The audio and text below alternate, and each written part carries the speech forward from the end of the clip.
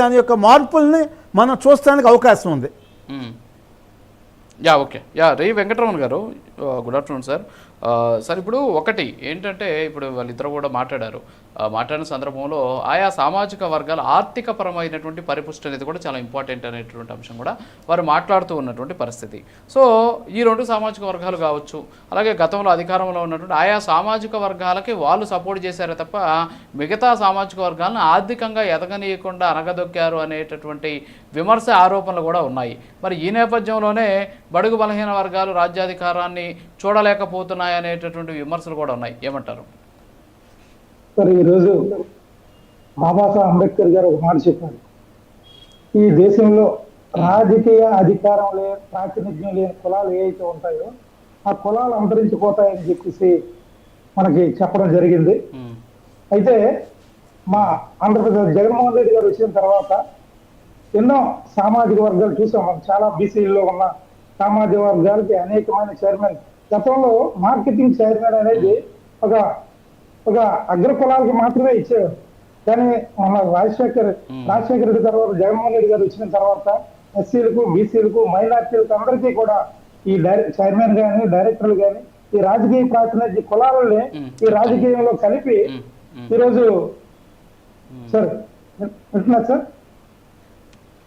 చెప్పండి సార్. ఈ కులాలకు ప్రాతినిధ్యం అనేది కల్పించడం జరిగింది. గతంలో అయితే మీరు చెప్పినట్టు పెద్దలు చెప్పారు, పూర్ణచంద్రరావు గారు చెప్పినట్టు ఈరోజు దామాషా ప్రకారంగా ఏదైనా సరే సీట్లు కావాలి. ఎందుకంటే దీనికి ఆద్యులు బాబాసాహెబ్ అంబేద్కర్ గారి, కాన్సీరామ్ గారు కానీ ఏదైతే ఉన్నాయో ఈ కులాలు ఏదైతే కులాలో రాజకీయ ప్రాతినిధ్యం లేకపోతే చట్టసభల్లో తమ గొంతు వినిపించడానికి సరైన నాయకత్వం లేకపోతే ఆ వర్గాలను పట్టించుకునే నాదుడు లేదని చెప్పడం అనేది జరిగింది. కానీ ఆ వర్గాల్ని ఈరోజు కొన్ని రాజకీయ పార్టీల్లో మార్పు మొదలైంది. అది ఆంధ్రప్రదేశ్లో వైఎస్ జగన్మోహన్ రెడ్డి గారు వచ్చిన తర్వాత ప్రతి ఒక్కరికి నేను ఈరోజు రాష్ట్ర ఎస్ఎస్ఎల్ వైస్ ప్రెసిడెంట్ కాకుండా రాజకీయ ప్రాతినిధ్యం ఒక కార్పొరేటర్గా కూడా నేను ఒక సామాన్య కార్యకర్తని ఒక కార్పొరేటర్ చేసే పరిస్థితిని తీసుకొచ్చారు. ఎందుకంటే ఇప్పుడు కరెన్సీ అంటే ఇక్కడ కావాల్సింది ఒకటి వెంకటరమణ గారు, ఇక్కడ ఏంటంటే కార్పొరేటర్లు అవుతున్నారు. మీరు చెప్పినట్టు చిన్న కార్పొరేషన్లో డైరెక్టర్లు అవుతున్నారు. నిజంగా వాటిని చూసుకొని మనం ఏదో సామాజిక సాధికారత సాధించేసామని చెప్పేసి గొప్పలు చెప్పుకోవడం కూడా కరెక్ట్ కాదు. ఇక్కడ అడుగుతున్నది ఏంటి అంటే, బడుగు బలహీన వర్గాలు రాజ్యాధికారాన్ని సాధించి అధికారంలో కూర్చునేటటువంటి అవకాశం ఉందా లేదా?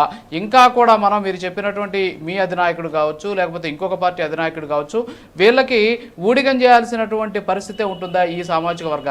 దాని మీద మీరు క్లియర్ కట్ అనాలిసిస్ చేయండి. మనం ఇక్కడ పార్టీ వద్దు, మనం ఒరిజినల్గా వాస్తవాలు మాట్లాడుకుందాం అంతే. సార్ వాస్తవాలే మాట్లాడుతున్నాం. ఎందుకంటే ఇప్పటి వరకు చెప్తున్నాం రాజకీయ చైతన్యం అనేది మనలో రావాలి సార్. ఎందుకంటే స్వతంత్రం వచ్చి 75 ఏళ్ళు వచ్చిన తర్వాత రాజకీయ సీట్లు మనం అడుక్కోవడమే సార్. సీట్లు మనం అడగాల, మన ప్రాతినిధ్యం, మన జనాభా నిష్పత్తి దామతో మనం ఏదైతే కాన్స్టిట్యున్సీలో ఉన్నాయో ఆ కాన్స్టిట్యున్సీలో మన ఓట్ల శాతం ఎంత ఉండేటప్పుడు మనం ఇండిపెండెంట్ గా కంటెస్ట్ చేస్తే ఆ పార్టీ టికెట్ అవ్వకపోయినా మనం గెలవలేమా? అంటే మనలో చైతన్యం లేదు.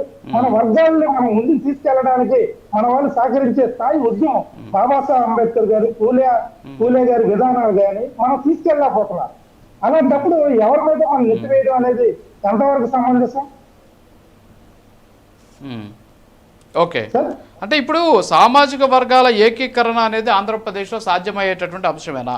ఇప్పుడు ఈ రెండు సామాజిక వర్గాలని, అంటే రెడ్డి అలాగే కమ్మ సామాజిక వర్గాల్ని రాజకీయంగా బహిష్కరించాలి అనేటటువంటి ఒక రకమైనటువంటి ఉద్యమమో లేకపోతే ఆందోళనో లేకపోతే ఒక పిలుపో ఏదో ఒకటి జరుగుతుంది. సో దీన్ని ఏ విధంగా చూసుకోవచ్చు అంటారు? అంటే ఈ రెండు సామాజిక వర్గాలు లేని రాజకీయాన్ని ఆంధ్రప్రదేశ్లో చూడడం కష్టమే అంటారా మీరు? సార్ ఈ రెండు సామాజిక వర్గ ఏకీకరణ చేద్దామని చెప్తుంటే 1983లో కాన్సీరామ్ గారు ఏదైతే ఉందో బిఎస్పీ పార్టీని ఆంధ్రప్రదేశ్ లో బలంగా నడిపించారు. కానీ ఆ రోజుల్లో ఈ దళిత సంఘాలు కానీ ఎస్సీ బీసీ మైనార్టీలు అందరూ కూడా ఆ రోజు రాజకీయ చైతన్యం లేదు, విప్లవాలు దాని వైపు ఆలోచించే పరిజ్ఞానం లేదు. ఆలోచన శక్తి ఉండాలి ఇప్పుడు ప్రజలకి. మనం ఏ విధంగా కోల్పోతాం మన హక్కుల్ని ఈ సీట్ల ద్వారా? చూడు, ఏదైతే కాన్సీరామ్ ఓట్లు మావా సీట్లు మావా అని చెప్పారు, అలాగే ఇప్పటికీ కూడా 75 ఏళ్ళు వచ్చిన తర్వాత రాజకీయ చైతన్యం, విద్యా చైతన్యం వచ్చిన తర్వాత కూడా ఇంకే వాళ్ళ చైతన్యం రావాలి. చైతన్యం వస్తే తప్ప కానీ ఎవరో వాళ్ళు అనగబొక్కాలనుకుంటే ఎందుకంటే ఆంధ్రాలో ఎస్సీ కులాలని వర్గీకరణ చేశారు. ఎందుకంటే రాజకీయ చైతన్యం ఎక్కడ అవుతుంది, మళ్ళీ ఎస్సీలు ఎక్కడ రాజ్యాధికారం వైపు వస్తున్నారు అనేది చూడడం జరిగింది కదా. అలాగే బీసీల్లో కూడా ఒక వర్గీకరణ అనేది తీసుకొస్తారు.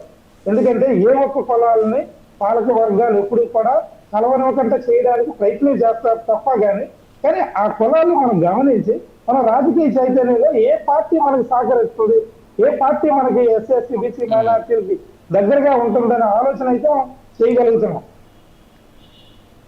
ఓకే యా ఓకే మస్తానరావు గారు.